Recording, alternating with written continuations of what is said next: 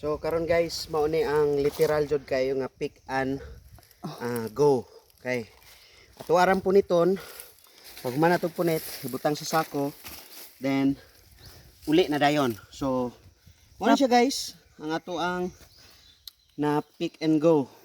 Napay gitapok dito si Mrs. Napa po dito yung mga punitunon sa duha ka punuan.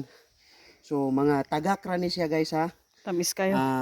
Tagak kay nag-ulan gabi og hangin mao nga tagak ang mga bunga sa mangga nga hinog. So mao ni guys, half sack na ang amo ang natigom dayon naapay wala na po hurot na mo og punit. So amo pa tong tiwason guys.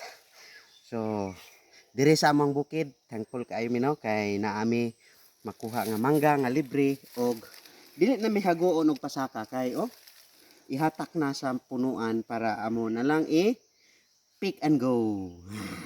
Thank you for watching.